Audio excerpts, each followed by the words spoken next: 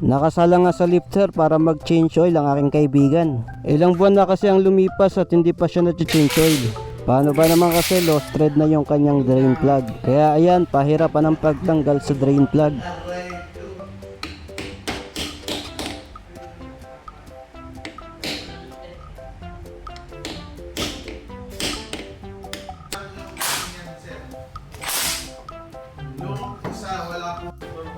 Iba't ibang diskarte ang ginawa nila dyan para matanggal yung drain plug. Napupunit siya eh. Ito. Natalino kasi yan. Joy, good afternoon. Okay na po ba yung water pump ng KTR ko? Okay na po yung water pump ng KTR? Kalaunan din naman ay nabuksan na rin ang drain plug. Pagkatapos ng ilang buwan, sa wakas mapapalitan na rin yung langis ng makina.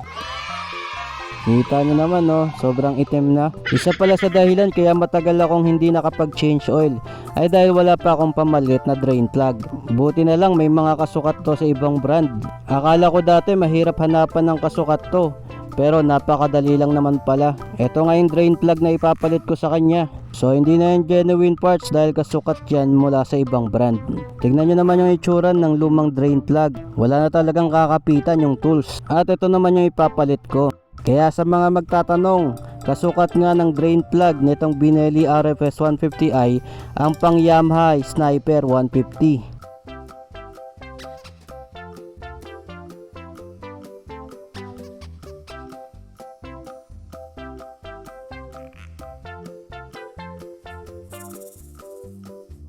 Pagkatapos nga madrain lahat ng oil ay kakabit na itong bagong drain plug.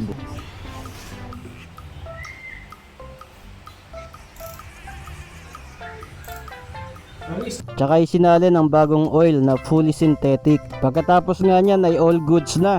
Kaya naman ready to fight na ulit ang aking kaibigan. 3 years mahigit na nga sa akin tong motor ko. At hanggang ngayon sobrang reliable pa rin. Kaya sobrang love na love ko to eh. Ayun lang guys, maraming salamat sa inyong panonood. At kita-kits ulit tayo sa mga susunod ko pa na videos.